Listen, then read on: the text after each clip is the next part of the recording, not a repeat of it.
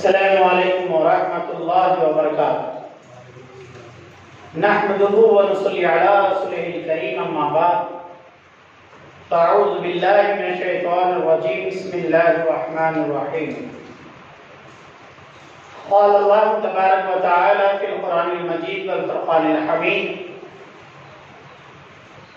ان اللہ وملائکتہ یصلون علی النبی یا ایھا الذین آمنوا صلوا علیہ وسلموا تسلیما اللهم صل علی سیدنا شفیعنا نبینا مولانا محمد وعلی آلہ واصحابہ وبارک وسلم۔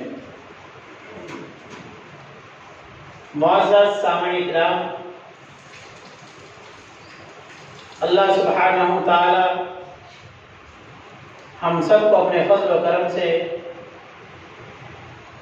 ہدایت کی راہ عطا فرمائے، گمراہی سے اللہ محفوظ رکھے، دنیا کے فتنے اور دنیا کی بیماریوں سے اللہ تعالی ہم سب کی حفاظت فرمائے۔ جان لینا چاہیے،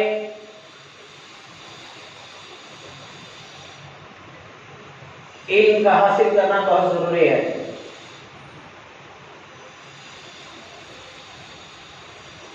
اللہ کے رسول صلی اللہ علیہ وسلم فرماتے ہیں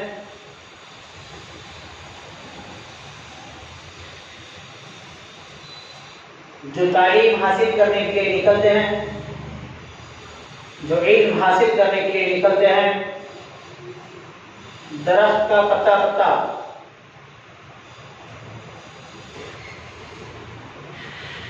سمندر کی مچھلی مچھلی علم حاصل کرنے والے کے لیے بخشش کی مغفرت کی دعا مانگتے ہیں۔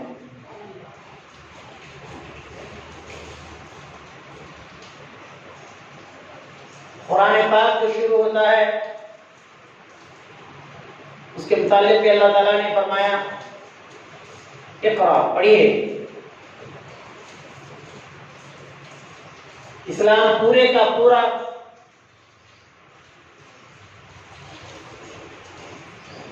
مذہب تعلیم اور تربیت کا ہے۔ تعلیم اور تربیت کے بغیر انسانیت ناتمام ہے، تعلیم اور تربیت کے ساتھ الحمدللہ انسان کو انسان بننے کا موقع ملتا ہے۔ اور یاد رکھیے، علم کا حاصل کرنا ہر ایک پر فرض ہے۔ علم کے بغیر آپ کبھی کامیاب زندگی گزار ہی نہیں سکتے۔ پڑھانا ضروری ہے، تو آپ حضرات نے طے کر لیا کہ ٹھیک ہے ہمارے بچوں کو پڑھانا ضروری ہے۔ ایک اچھا سا اسکول ڈھونڈا، نامور نامچین اسکول آپ نے دیکھا، پھر اس کے بعد بچے کو آپ نے اسکول میں داخلہ دلوایا۔ آپ کا بچہ پڑھنے لگا، وہ میٹرک پاس کیا، نمبرات بہت زیادہ لے کر آیا، بہت اچھا محنت سے پڑھا، اس کو پی یو سی میں داخلہ مل گیا، پی یو سی بھی بہت اچھا پڑھا، الحمدللہ وہ ڈاکٹر اور انجینئر جو بن سکتا تھا بن گیا، اس کو ڈگری مل گئی۔ کیا مل گئی؟ ڈگری مل گئی۔ اب وہ اپنے آپ کو پڑھا لکھا سمجھنے لگا، اپنے آپ کو پڑھا لکھا سمجھنے لگا۔ ٹھیک ہے، اچھی بات ہے، مگر یاد رکھ لیجیے ڈگری سے مولانا ڈگری سے ڈگر پار ہونے والا نہیں ہے۔ ڈگری سے آپ کو مال تو مل جائے گا، پیسہ تو مل جائے گا، ڈگر پار نہیں ہوگا معاشر کا۔ نفس کے ساتھ آپ لڑ نہیں سکو گے ڈگری حاصل کر لینے سے۔ ڈگری کا حاصل کرنا ایک اچھی چیز ہے، مگر اپنے نفس کو توڑنا ہے، اپنے آپ کو لائق اور قابل بنانا ہے، جس کو علم کہتے ہیں، وہ حاصل کرنا ہے۔ تو اس کے لیے آپ کو سب سے زیادہ اس بات پر توجہ دینا ہے کہ آپ کا بچہ اللہ کا کلام کثرت سے پڑھتا رہے، کثرت سے پڑھتا رہے۔ بغیر اس کے قرآن کے بغیر اگر کوئی ڈاکٹر بنتا ہے، قرآن پڑھے بغیر، قرآن کو سمجھے بغیر، اگر کوئی ڈاکٹر بنتا ہے تو ٹھیک ہے، مگر وہ ڈاکٹر لوٹنے والا بن جائے گا، خدمت والا نہیں۔ جو بچہ انجینئر بنے گا وہ ضرور کمائے گا، مگر جب قرآن کے ساتھ وہ انجینئر بنے گا تو جانتے ہیں وہ لڑکا رشوت کھانے والا آفیسر نہیں، وہ قوم کی خدمت کو اللہ کی عبادت سمجھ کے کرے گا۔ یہ ذہن سے نکالو کہ صرف ہمارے بچے پڑھے لکھے ہیں، لائق ہیں اور قابل ہیں، ان کی دنیا گزر جائے گی، مگر یاد رکھ لو ایسے ماں باپ بھی گمراہ، ایسے بچے بھی گمراہ جو صرف دنیا دنیا دنیا کی تعلیم حاصل کرتے ہوں اور ان کو قرآن کا علم حاصل نہ، ان کے ہاتھ نہ لگاؤ قرآن کا علم۔ سورہ ابراہیم میں اللہ رب العزت فرماتے ہیں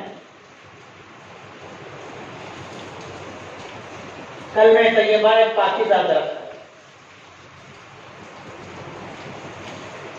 کلمہ طیبہ ایک پاکیزہ درخت کے مانند ہے۔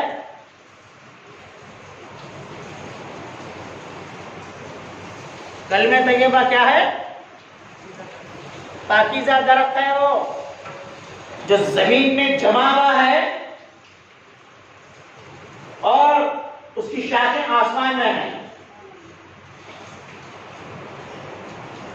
جس کی جڑیں زمین میں جمی ہو اور جس کی شاخیں آسمان میں ہو اور پاکیزہ ہو، پاکیزہ ہو، جمع ہوا ہو زمین میں، پھر شاخیں آسمان میں ہو، پھر اتنا ہی نہیں، ہر آن وہ اللہ کے حکم سے ایک پھل دیتا ہے۔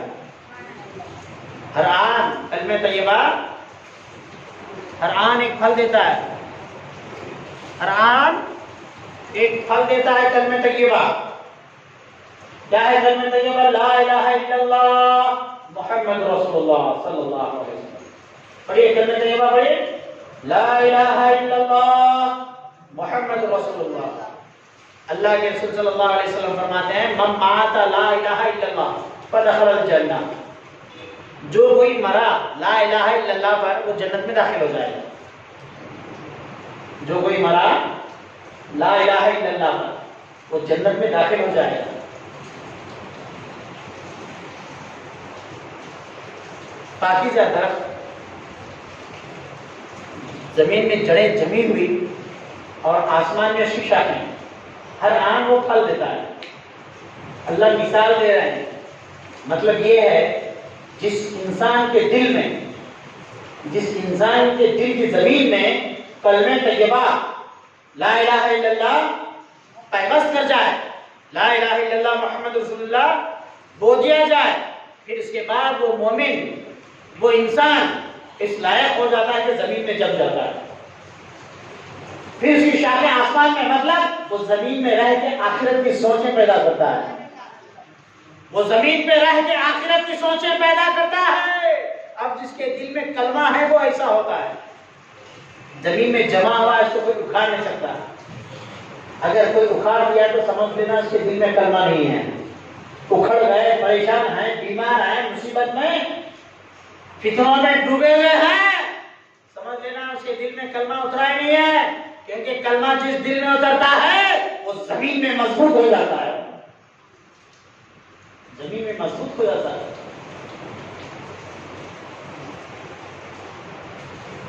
زمین میں جڑیں مضبوط اور آسمان میں شاخیں ہیں، اور وہ ہر آن پھل دیتا ہے۔ کلمہ طیبہ جس کے دل میں ہو، انسان کیا کرتا ہے؟ ہر آن پھل دیتا ہے، میٹھاس دیتا ہے دوسروں کو۔ دوسروں کو کیا دیتا ہے؟ وہ میٹھاس دیتا ہے۔ اگر آپ کی زبان نفرتیں بیان کر رہی ہے تو مطلب یہ ہے کہ آپ کے دل کی زمین میں کلمہ طیبہ کا درخت نہیں لگا، کلمہ طیبہ آپ کے دل و دماغ میں نہیں بسا۔ اب آپ نے پڑھ لیا لا الہ الا اللہ محمد رسول اللہ، نہ زبان میں میٹھاس ہے، نہ نگاہ میں صفائی ہے، نہ کانوں کو قرآن سننے کی عادت ہے، نہ ہاتھوں کو خیرات کرنے کی عادت ہے، نہ قدموں کو کسی بھلے کام کے لیے بڑھانے کی عادت ہے، تو پھر تم نے کلمہ جو پڑھا اس کا کیا مطلب ہے؟ کلمے کی تو یہ شان ہے، زمین میں جمع ہوا، آسمان میں شیشہ ہے، پھر پھل دیتا ہے، دوسروں کو محبت دیتا ہے، میٹھاس دیتا ہے، دوسروں کے لیے ایک اچھا رزلٹ لے کے آتا ہے. پھر ہمارے ساتھ ایسا نہیں ہو رہا ہے. کلمہ طیبہ تو ایسا ہے، کلمہ طیبہ لا الہ الا اللہ جو پڑھیں گے وہ تو ایسا رہے گا، مگر ہماری زندگی میں ایسی تبدیلی نہیں آئی. تو مطلب یہ ہے کہ آپ نے صرف زبان سے کہا لا الہ الا اللہ، آپ کے دل کی زمین میں ابھی کلمہ طیبہ اگا نہیں ہے. کلمہ طیبہ آپ کے دل کی زمین میں اگا نہیں ہے ابھی. مسلمانوں کے فیملی میں آپ نے پیدا، اللہ نے آپ کو پیدا کیا، احسان ہے اللہ پاک کا، مگر مسلمان ہونے کے ناطے اپنے ایمان کو قربان چڑھانا یہ آپ کا اپنا فرض ہے. اللہ نے اپنے فضل و کرم سے آپ کو ایمان عطا کر دیا، ایمان والے گھر میں پیدا کر دیا. بس یہی غفلت ہے سب سے بڑی. یہاں سے ہم اتنے کاہل ہو گئے نہ علم کی طرف توجہ جس سے کلمہ طیبہ مضبوط ہو. کلمہ طیبہ کو مضبوط کرو دل و دماغ میں. آپ نے دیکھا ہوگا اسلام میں کتنے ارکان ہیں؟ کتنے ارکان ہیں اسلام میں؟ سب کو معلوم ہے نا اسلام کے کتنے ارکان ہیں؟ بولو باپ. مسلمانوں کو آج 5 چیزیں یاد ہیں، پھر 5 چیزوں میں بھی 5 وقت کی نمازیں یاد ہیں. عشاء کے کتنے رکعت ہیں بولے تو نہیں بول پاتے. یہ ہے ہمارے نوجوان، ان کا بھلا ہوتا، ان کو جنت ملتی، ان کو دنیا میں عزت شان ملتی. جن کو نماز معلوم ہے، جن کو نماز معلوم ہے، نماز کی تعداد معلوم ہے، وہ اپنے آپ کو مسلمان بول کے اسلام کو بدنام کرتے. جن کو نماز معلوم ہے وہی مسلمان ہیں، جن کو نماز معلوم ہے وہ مسلمان ہیں. نام رحمان کر لو، رحیم کر لو، جنت ملنے والی نہیں ہے. نماز پڑھنا پڑے گا. نماز کے بغیر آپ مسلمان ہو ہی نہیں سکتے. اللہ کے رسول نے فرمایا مومن اور کافر میں جو فرق ہے وہ نماز کا ہے. آپ اگر نماز پڑھتے ہیں تو آپ مسلمان. ڈراؤنی ہوئے چہرے پورے ایسے ہوتے مسلمان کے چہرے معلوم ہیں. اللہ کے رسول فرمایا جسے دیکھو تو اللہ یاد آ جائے. ایسا ہوتا ہے مسلمان جسے دیکھو تو اللہ یاد آ جائے. جسے دیکھتے اللہ جائے کیا ہے بھائی یہ، اسے دیکھو تو اللہ یاد آ جائے. اداسی چہرے، برے منہ کے چہرے، چہرے پہ رونق میں کہاں سے نماز نہیں پڑھے نا، چہرے پہ رونق کہاں سے آئیں گے؟ اسنو پاؤڈر لگے تو آپ سمجھ رہے آپ، کریم لگا کے پھر چہرے میں تو رونق آتی نہیں. نماز پڑھو. جب تک تم نماز نہیں پڑھو گے 5 وقت، اتنے افسوس کی بات ہے نا. کون بول سکتا ہے 17 رکعت عشاء کی ہیں کیا کیا ہیں بتا سکتا کوئی؟ وہ کیا ہے کہ مسجد کو آنے والے پابندی سے. کبھی کبھار کہا جاتا ہے ایک مرتبہ ایک مؤذن صاحب مسجد میں گارڈن تھا، مسجد میں گارڈن تھا، تھوڑا خوبصورت جھاڑ لگے ہوئے تھے. ایک صاحب ڈھونڈتے ڈھونڈتے آ رہے، بیل ڈھونڈ گئے ہم یہاں وہاں ڈھونڈے کہیں بھی ملا نہیں. وہ بیل دیکھی کہ مسجد کے اندر بندھا ہوا ہے، مسجد کے صحن میں. وہ صاحب باہر ٹھہر کے چلا رہا ہے، وہ آدمی مولوی صاحب مولوی صاحب وہ بیل میرا ہے دے دو. اندر کیوں بندھے اسے آپ؟ وہ بیل میرا ہے دے دو. کیوں بندھے آپ اسے؟ وہ میرا بیل ہے دے دو. مولوی صاحب نے کہا تمہارا بیل مسجد میں جو جھاڑ لگے ہوئے تھے، خوبصورت جھاڑ، شو کے جو جھاڑ لگے تھے وہ کھا لیا ہے. تم اس کی پہلے پہنائی بھی دو، پھر اس کے بعد ہم تم کو بیل دیں گے ورنہ بیل نہیں دیں گے. ایسا نہ کرو مولوی صاحب، بیل دے دو، بیل دے دو مولوی صاحب. پکار لگانے باہر مسجد کے ٹھہر گئے. بیل دے دو مولوی صاحب، بیل دے دو، بیل ہے دے دو. مولوی صاحب پہلے پہلے پہنائی بھی دو پھر بیل لے کے جاؤ. بیل کو ہونا بیل ہونا ہے تو پہنائی بھی بھرو پھر لے کے جاؤ. پھر وہ چلا کے بولا جی مولوی صاحب بیل تھا بھٹکتے مسجد کی طرف آ گئے. ہمارے کبھی مسجد میں آتے ہوئے دیکھے کیا؟ مسجد کی طرف کبھی آتے ہوئے دیکھے ہمارے کو؟ اللہ تعالیٰ قرآن میں فرماتا ہے زمین کی ہر چیز رینگنے والی سجدے میں ہے. اللہ تعالیٰ فرماتا ہے یسبح للہ ما فی السماوات والارض، زمین اور آسمان کے درمیان جو کچھ ہے اللہ کا ذکر کرتی ہے، اللہ کی تسبیح بیان کرتی ہے. یہ ہم کتنے شرارتی ہو گئے ہیں اور وقت نماز نہیں پڑھ سکتے، پھر سینہ ٹھوک کے ہوتا ہے مسلمان ہے، سینہ ٹھوک، شرم کرو، گریبان میں جھانکو، نماز ہی نہیں پڑھ سکتے تو کیوں مسلمان بول رہے ہو؟ یاد رکھیے اللہ کے رسول صلی اللہ علیہ وسلم فرماتے ہیں مومن اور کافر کے درمیان فرق کرنے والی چیز نماز ہے۔ آپ اس کے بیٹے نہیں دیکھا جائے گا، آپ کس کی اولاد ہیں، کون سے بستی میں کون سے محلے میں رہتے ہیں، نہیں دیکھا جائے گا۔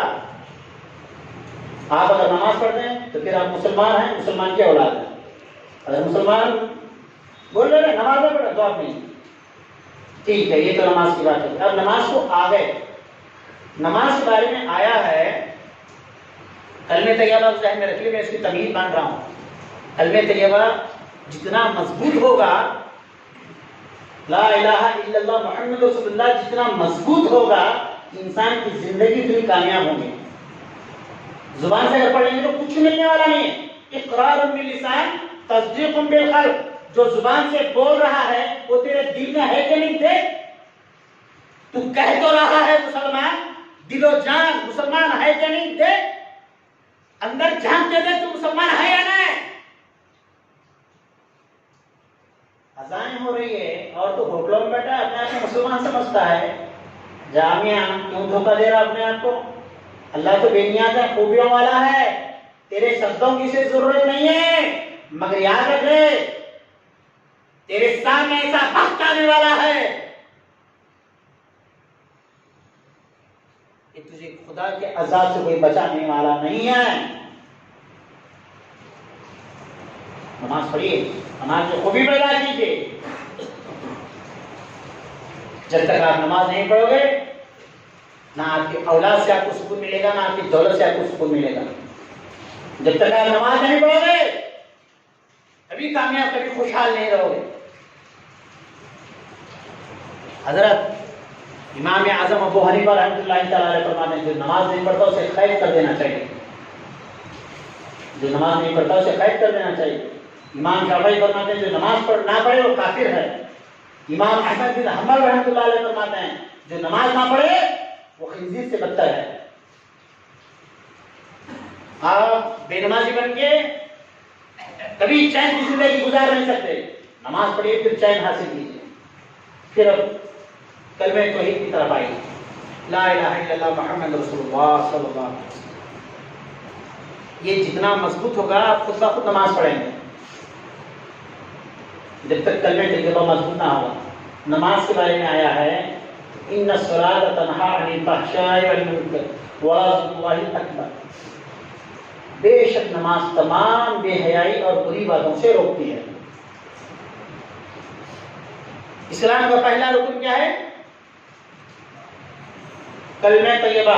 دوسرا رکن نماز، تیسرا رکن روزہ، چوتھا رکن زکات، پانچواں رکن بولو جی آواز سے بولو، پہلا توحید، دوسرا نماز، تیسرا روزہ، چوتھا زکات، پانچواں حج۔ اللہ سب کو حج کی توفیق عطا کرے۔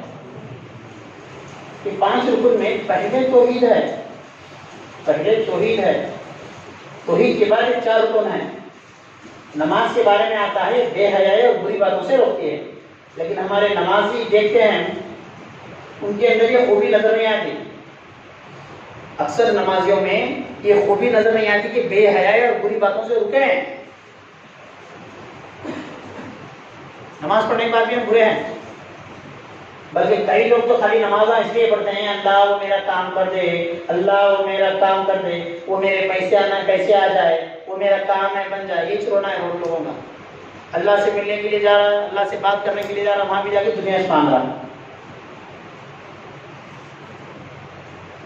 نماز بے حیائی سے بچاتی ہے، بری باتوں سے روکتی ہے، مگر ہم نہیں رک رہے ہیں۔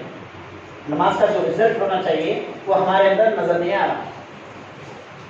اس کے بعد ہے نماز کے بعد روزہ۔ روزے کے متعلق تو اللہ تعالیٰ فرماتا ہے یا ایھا الذین آمنوا کتب علیکم الصیام کما کتب علی الذین من قبلکم لعلکم تتقون۔ تم روزے رکھو، اس سے پہلے کی امت پہ روزے فرض کیے گئے تھے، تم پہ بھی روزے فرض کیے گئے ہیں۔ روزے کا مطلب ہے کہ تم کو متقی بنانا، پرہیزگار بنانا۔ متقی بنانا پرہیزگار بنانا. مگر ہم دیکھتے ہیں جیسے ہی رمضان کا چاند نظر آ گیا، بہت صحیح، شوال کا عید کا چاند نظر آ گیا تو ایسے ہو جاتے ہیں جیسے کبھی روزہ رکھا ہی نہ تھا. ایسے ہم بن جاتے ہیں جیسے کوئی ہمارا عبادت سے کوئی تعلق ہی نہ ہو. یعنی روزے کا مطلب تھا ایک مہینہ شریف بنانا ہے. رمضان کا مطلب تھا ایک مہینہ تم کو شریف بنا کے مسجد کو بلانا ہے. رمضان کا مطلب تھا سال کے 12 مہینے تم نیک اور پرہیزگار بنے. مگر ہم دیکھتے ہیں کہ روزہ رکھنے کے بعد بھی ہمارے اندر وہ نیکی اور پرہیزگاری پیدا نہیں ہو رہی. نماز پڑھ کے نمازی پھر، روزہ رکھے روزدار پھر. پھر اس کے بعد نمبر آتا ہے زکات کا. زکات کے مطابق اللہ کریم نے فرمایا جو زکات دے گا وہ آسمانی بلائیوں سے، زمینی فتنوں سے بچا رہے گا. بہت بڑی فضیلت آئی ہے زکات کے بارے میں، بہت بڑی فضیلت. اللہ تعالیٰ نے فرمایا ایک دانہ تم اللہ کے راہ میں خرچ کرو گے تو اللہ تم کو 700 دانے دے گا. 1 روپیہ تم اللہ کے راہ میں خرچ کرو گے تو اللہ تم کو 700 روپے دے گا. اور کہا جاتا ہے زکات دینے کے بعد بلایات، مصیبت، بیماریوں سے، پریشانیوں سے، بے روزگاری سے آپ بچ جاتے ہیں. اللہ آپ کی مدد کرتے رہتا ہے. مگر ہم دیکھتے ہیں زکات دینے کے بعد ہم لوگ پریشان ہیں. نہ ڈاکٹر کم ہو رہے، نہ پریشانیاں کم ہو رہے، نہ اولاد میں خوبی پیدا ہو رہی، نہ گھر میں خیر کا معاملہ آ رہا. ایسا کیوں؟ زکات دینے کا تو معاملہ یہ ہے کہ آپ پورے اللہ کی حفاظت اور اللہ کے امان میں آ جائیں، مگر اس کے باوجود بھی آپ کے اندر وہ خوبی نظر نہیں آ رہی. تو مطلب یہ ہوا کہ زکات دینے کے بعد بھی فیل ہیں، زکات دے کے بھی ناکارہ ہو رہے ہیں. زکات دینے کے بعد جو نتیجہ آنا چاہیے وہ نتیجہ نہیں آ رہا. زکات کی بات ہے تو بات بتاؤں، ہمارے لوگ جو زکات دیتے ہیں ایسی زکات دیتے ہیں 20 جنوں کو 500 روپے بانٹ لیتے پھرتے ہیں. سمجھتے 10,000 روپے زکات کی رہے ہیں، 1 لاکھ روپے زکات نہیں ہوتے، سب کو 500,000 500,000 500,000 بانٹتے پھرتے ہیں. میں پوچھا ارے میں تم ایسا کیوں بانٹتے؟ اسلام میں طریقہ جائز نہیں زکات دینے کا. یہ طریقہ اسلام میں جائز نہیں ہے ایسا زکات دینے کا. 500 روپے بانٹ کے طریقہ زکات نہیں ہے. زکات کا اچھا طریقہ یہ ہے کہ آپ کسی ایسے مستحق انسان کو دو، آپ کی پوری امانت. زکات کا طریقہ ایسا دو آپ پوری زکات کہ وہ آئندہ سال زکات دینے کے لائق بن جائے. آئندہ سال وہ زکات دینے کے لائق بن جائے. عجیب مولوی صاحب ایسا کیا ہوتا ہے؟ وہ زکات دینے کے لائق ہوگا تو پھر ہمارا کیسا ہوگا؟ ہم زکاتی پیسہ دیتے کہ ہر سال میں زکاتی کھاتے رہنا ہوگا، آگے بڑھنا چاہیے.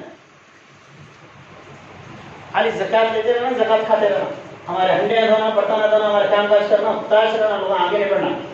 زکات دینے کا طریقہ ہے، یاد رکھو، زکات دینے کا طریقہ کسی کی ایسی مدد کرو کہ پھر وہ خود زکات دینے کے لائق بن جائے.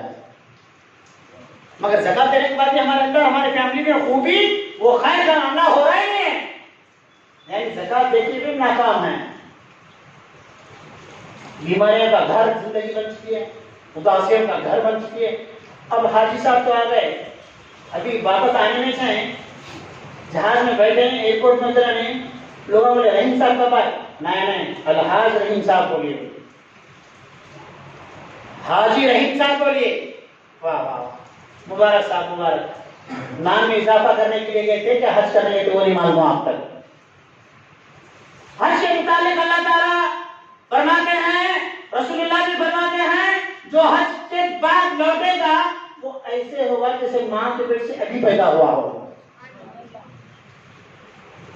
ماں کے پیٹ سے ابھی پیدا ہوا ہو، حج کا یہ معاملہ ہوتا ہے، ماں کے پیٹ سے ابھی پیدا ہوا ہو. مگر ہم دیکھتے ہیں، اور رسول اللہ کے حدیث میں آپ کو سنا، رسول اللہ فرماتے ہیں جو حج کیا، جس کا حج قبول ہوا، اس کو دنیا بھولے گی. جس کا حج قبول ہوا اس کی دنیا بھولے گئی. دنیا اور زیادہ یاد ہے. حاجی عبدالرحیم بن گئے. ایک لطیفہ ہے، سناؤں آپ کی خدمت میں. دو صاحب ٹرین میں آمنے سامنے بیٹھ کے سفر کر رہے تھے، دونوں ہی مسلمان تھے. گفتگو ہوئی، کیا نام ہے صاحب آپ کا؟ ماشاء اللہ، کیا نام ہے آپ کا؟ وہ صاحب بولے میرا نام حاجی عبدالرحیم ہے. وہ صاحب ٹھیک ہے، وہ خاموش ہو کے چلے گئے. ماشاء اللہ ماشاء اللہ، آپ حج کریں؟ جی ہاں میں حج کرا ہوں، الحمدللہ حج کرا ہوں. اس کے بعد وہ صاحب ان سے پوچھے، بولے آپ کا کیا نام ہے؟ وہ جناب بولے میرا نام نمازی عبد الکریم ہے. میرا نام نمازی عبد الکریم ہے. وہ سب چونک گئے, بولے یہ تو میں پہلی بار ایسا نام سن رہا ہوں, نمازی عبد الکریم. تو بولے آپ زندگی میں ایک مرتبہ حج کی جگہ کے حاجی عبد الرحیم بن سکتے, تو میں 5 وقت نماز پڑھتا ہوں, تو کیا نمازی عبد الرحیم نہیں بن سکتا؟ ناموں کے آگے جو لوگ عزت کے خاطر نام کو بڑا چڑھا کے لکھتے ہیں, اللہ کریم فرماتے ہیں سورہ فاتر میں, جو عزت چاہتا ہو وہ سن لے, جو عزت کا بھوکا ہو, جو نام کا شہرت کا بھوکا ہو, جو عزت کا بھوکا ہو وہ سن لے. اللہ کریم فرماتے ہیں تمام تر عزت اللہ کے لیے ہے, تمام تر عزت اللہ کے لیے. اور یہ انسان عزت کا بھوکا بنا ہے. مگر جو اصل بات ہم کہنا چاہتے ہیں وہ یہ ہے, نماز کے بعد نماز کا رزلٹ نہیں, روزے کے بعد روزے کا رزلٹ نہیں, حج زکات کے بعد زکات کا رزلٹ نہیں, حج کے بعد حج کا رزلٹ نہیں. جیسی تھی امت ویسے ہی حالت میں جی رہی ہے. کچھ اندر امپرومنٹ نہیں ہے, کچھ انقلاب نہیں ہے. اس کی وجہ کیا ہے؟ اس کی وجہ ہے کیا؟ تو مجھے میری تحقیق نے یہ بتایا کہ یہ وجہ اصل یہ ہے کہ ہم پہلی چیز جس کو کلمہ کہتے ہیں, توحید کہتے ہیں, اس کو ہم نے ناتمام رکھا, صرف زبان سے پڑھ لیا اور سمجھا کے مسلمان ہو گئے. جس دل میں کلمہ اتر جاتا ہے اس کی نماز خدا سے ملاقات کا بہانہ بن جاتی ہے. جس دل میں کلمہ اتر جاتا ہے اس کا روزہ خدا کی قربت حاصل کرنے کے لیے ہوتا ہے. جس دل میں کلمہ توحید اتر جاتا ہے اس کی زکات ایسے کیا کہتے ہیں آسمان سے اس کے رحمت کے خزانے اتر جاتے ہیں. جس کے دل میں کلمہ اتر جاتا ہے اس کا حج ایسا حج ہو جاتا ہے جیسے وہ ماں کے پیٹ سے پیدا ہوا ہو اور اس سے دنیا بھولی جاتی ہے, مگر کب دل میں کلمہ اتر جائے, لا الہ الا اللہ محمد رسول اللہ, ہو گئے مسلمان. نہیں. پرسوں میں ایم جی روڈ سے آ رہا تھا, ایک سوامی کی گاڑی ملی, پورے سوامی ہیں اس کے اندر. میرے دیکھتے میرا شملہ بڑا تھا, وہ دیکھتے پکڑ لے. بولے بابا جی آپ ایک کام کرو. بولے کیا ہے؟ وہ اتنی پیاری اچھی اردو بات کر رہے ہیں میں بتا نہیں سکتا. اگر ان کو پورے کپڑے پہنا کے باہر لے کے جائے یہاں بٹھائے گے تو آپ مولوی صاحب سمجھنا ہو, ایسی باتیں کر رہے ہیں, بہترین اردو بات کر رہے ہیں. بات کو کیا تو قرآن کی باتیں نہیں بول رہے بیچ میں, سوامی آیا لگے. ان کی اردو گفتگو, ان کی اسلامی گفتگو دیکھ کے میرا دل خوش ہو گیا. اور بولی کلمہ کتنا پیارا پڑھ رہا ہے, میں بتا نہیں سکتا, بہترین کلمہ پڑھ رہا. اس کا کلمہ پڑھنا مجھے اتنا پسند آیا, نکال کے میں سے کچھ نظر دے دیا. کلمہ وہ لوگ بھی اچھا پڑھ لیتے, آنکھ سے اچھا پڑھ لیتے, اردو جاننے والے. کلمہ صرف زبان سے پڑھ لینے سے آپ مسلمان ہونے والے نہیں ہیں. کلمے کے اندر اترنا پڑے گا, کلمے کو سمجھنا پڑے گا. اب کلمے کو سمجھنا ہے, کلمے کے اندر اترنا ہے تو آپ کو قرآن کی آیتوں میں غور کرنا پڑے گا.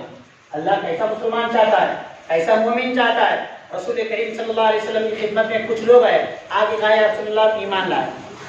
قرآن نازل ہوا فوری, کہا اے نبی جو لوگ کہہ رہے ہیں ایمان لائے ہیں ان سے کہہ دو ایمان نہیں لائے ہیں, اسلام لائے ہیں. بنو صاحب, مرنے سے پہلے اچھے مومن بنو, مرنے سے پہلے اچھے مومن بنو, اچھے نمازی بنو, پھر دیکھو تمہاری زندگی خوشحالی میں تبدیل ہو جائے گی. دھوکے میں مت جیو, کوئی آپ کو بچانے والا نہیں, کوئی بچانے والا نہیں. آپ کے حصے کی جنت آپ کو محنت کرنا ہے, پھر رب کا فضل حاصل کرنا ہے. آپ کو متعلق غلیظ اور تھرڈ کلاس لوگوں کو جنت میں جگہ نہیں ملیں گی. گندے لوگوں کی جگہ ہے اتنے, وہ صاف ستھرے یزکیہم, جو اپنے آپ کو پاک کرے, ایسے لوگوں کے لیے جنت ہے. حسد, لالچ, بخل, طمع, دنیا کی خواہش, یہ سب رکھنے والے کو جنت نہیں مل سکتی. اللہ کریم نے فرمایا قرآن پاک میں کہ دنیا کتنے روز ہے. اے میرے سننے والوں سنو, یہ دنیا کتنے روز ہے. یہ بھی کوئی ٹھہرنے کی جگہ ہے, دل لگانے کی جگہ ہے. اللہ کریم نے کہا جب ہمارا عذاب تمہارا پیچھا کرے گا تم بھاگ رہے ہوں گے اور تم کو خدا کے عذاب سے کوئی بچانے والا نہ ہوگا. سب لوگ خالی خوش ہوئے ہیں, خوش خیالی میں ہیں, ہم کلمہ پڑھے بھی جنت میں چلے جائیں گے. نہیں, بہت ہی خطرناک دن ہمارے سامنے آنے والا ہے. بہت خطرناک دن ہوگا, بہت ڈراؤنی دن ہوگا. یہ کرونا کی وبا نہیں تھی تو جو بچے ایک دوسرے کو ہاتھ نہیں لگا رہے تھے، ایک وبا نہیں تھی تو دوستان دور ہو گئے، رشتے داریاں دور ہو گئے، اب سینہ چڑھا کر کے پھر رہے ہیں. نہیں تو 3 مہینے کیسا زمانہ گزرا دیکھے آپ، بابا کھانسے تو بچے ڈر رہے تھے کیا کرنا گھر میں بول کے. میرے سامنے قصہ ایسا بھی ہے، باپ چاہ رہے ہیں کہ وہ نہ جائیں ہاسپٹل کو، مگر بچے بیزار آ گئے، نہیں بابا آپ کو کھانسی بہت آ رہی ہے، آپ کو جانا پڑے گا. یہ دنیا میں نہیں پہچان رہے ہیں، معاشرے کے میدان میں کون ہم نہ کون ڈالا، کہاں کی بیوی کہاں کے بچے، تیاری کر لو اس سے پہلے کہ تمہارا خدا ہمارا خدا پورے اپنی قدرت کے ساتھ جب سامنے آئے گا تو پھر بولنے کا حق کسی کو نہیں ہوگا، کسی کو بولنے کا حق نہیں ہوگا.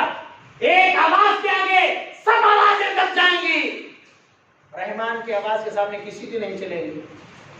بنو غفلت میں گزارو گے زندگی، مرنے کے بعد روتے رہو گے، کوئی آنسو پوچھنے والا کوئی سننے والا نہیں آئے گا. قرآن کو خوب پڑھو، قرآن جنت کی سرٹیفکیٹ ہے، قرآن جنت کی سند ہے. اترو اس کے اندر اترو، اترنا قرآن کے اندر، اترنا قرآن کے ساتھ سفر کرنا. قرآن کیا بول رہا تم کو، تم مسلمان ہیں یا کافر ہیں تم کو بتاتا ہے.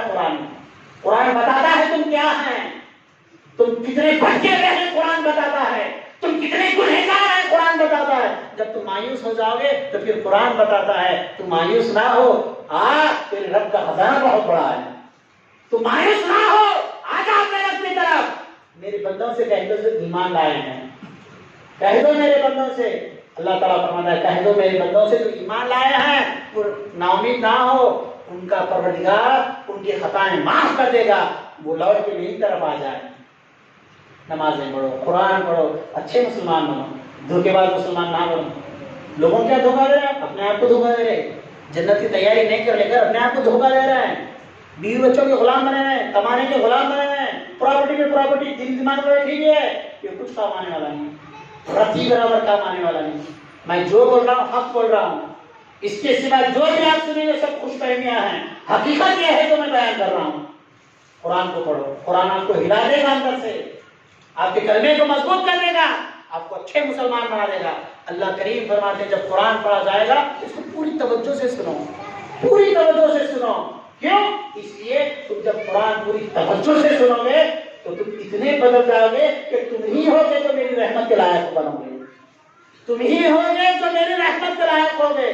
ہم نے سب چھوڑ دیا، در در بھٹک رہے ہیں، ڈاکٹر بھٹک رہے ہیں، کمے پہ کمے کی فکریں اتنی غارت کر دیا ہے. قرآن نے کہا الہاکم التکاثر حتی زرتم المقابر. ارے تیری ماں کے حرص، اے لعنت، اے حرص والے بندے سن لے، تم مر کے خبر میں آ گیا، تیری حرص ابھی نہیں چلے گی. یہ ماں، یہ محبت، یہ دنیا یقین جانیے ہمارے لیے شرک اور کفر کا ذریعہ بنی ہوئی ہے، تباہی کا ذریعہ بنی ہوئی ہے. پھر بھی ہم کیا چاہتے ہیں؟ اور دنیا چاہیے، اور دنیا چاہیے. ارے مرنے والا اطمینان سے نہیں مر رہا، جبکہ قرآن نے کہا اے اطمینان والے آجا اپنے رب کی طرف، تیرا رب بھی تیرا انتظار کر رہا ہے اور تیرے رب کی جنت بھی تیرا انتظار کر رہی ہے. ایمان جس کے اندر ہوگا وہ پریشان نہیں، اطمینان کے ساتھ رحمت کے فرشتوں کو دیکھتا ہوا جان دے گا. اتنے غافل مسلمان ہو گئے، پھر خوش ہیں، بہت خوش ہیں. آج اگر 10-15 تمہیں ملے تو اتنا خوشی زمین پہ پیر رکھنے تیار نہیں. 2-4 لاکھ روپے کا کیا فائدہ ہوگا، اتنے خوش ہیں کہ بس. ارے نہیں یار، اللہ نے قرآن میں کہا ہے جو کچھ زمین میں جو کچھ آسمان میں یہ تیرے لیے ہے، یہ تیرے لیے، یہ سورج تیرے لیے، یہ چاند تیرے لیے، ستارے تیرے لیے، یہ درخت کا پتا ہم نے تیرے لیے بنایا ہے. ہمارے کام کا کوئی نہیں ہے بندے، میرے کام کا صرف تو ہے. تیرا دل ہے جہاں پہ میں رہتا ہوں، تیرا دل ہے جہاں پہ میں رہتا ہوں. مگر غافل بندہ دل کو ویران اور برباد کر دیا اور مسلمان ہوں. اللہ پاک ہم سب کو ہدایت دے کہ ہم سچے اور پکے مسلمان ہو جائیں. اللہ پاک ہم غافل مسلمان ہیں، ہم کو اچھے مسلمان بنا. غفلت کا پردہ پھاڑ دے مولا، مولا یہ دنیا کے حرص دل سے نکال دے مولا. مولا ہمیں جیتے جی مرنے کی تیاری کرنے کی توفیق عطا فرما. رب قدیر یہ نفس، یہ شیطان، یہ دنیا کو کہیں کا نہ رکھی مولا. ہم ویران ہو چکے ہیں، غارت کر چکے ہیں، اپنے آپ کو برباد کر چکے ہیں. تیرے عذاب کو ہم دعوت دے رہے مولا، ہم ویران ہیں مولا. اس سے پہلے کہ ملکہ موت ہمارے سامنے آ جائے ہمیں توبہ کی توفیق عطا فرما۔ رب قدیر تیری بارگاہ سے ہم نا امید نہیں ہوتے مولا، تیرے حبیب نے ہم کو تیرا در بتایا ہے، رب قدیر ہم کو تو معاف فرما، ہمارے گناہوں کو معاف فرما مولا۔ اس سے پہلے کہ ہمارا کفن ہمارے گھر آ جائے مولا، ہمیں کفن میں رہنے کی اور تیاری کرنے کی توفیق عطا فرما۔ رب قدیر قبر کے اندھیرے کو دور فرما، عزت و ایمان کی زندگی عطا فرما، ہم کو ہمارے اولاد کو قرآن والا، دین والا، اللہ والا، رسول والا بنا۔ رب قدیر ہمارے کو اپنے فضل و کرم سے قبول فرما، تیرے حبیب کے صدقے قبول فرما، برے وقت، برے حالات، برے بیماریوں سے ہم سب کی حفاظت فرما، اچھے اور نیک مسلمان بنا، سب کے لیے خیر کے مسلمان بنا، سب کے لیے امن والے مسلمان بنا مولا، تشدد نفرت پھیلانے والے نہ بنا۔ رب قدیر ہماری دعا کو قرآن کی ایک ایک آیتوں کے صدقے قبول فرما۔ رب قدیر قرآن کی کوئی ایک آیت کا صدقہ دے دے تاکہ ہم دو جہاں کے بادشاہ ہو جائیں۔ رب قدیر تیرے قرآن کے صدقہ عطا فرما دے، تیرے حبیب کے نارائن کا صدقہ عطا فرما دے۔ وصلی اللہ تعالی علی خیر خلق نور عرش محمد وعلی آلہ واصحابہ اجمعین برحمتک یا ارحم الراحمین، الحمد للہ رب العالمین۔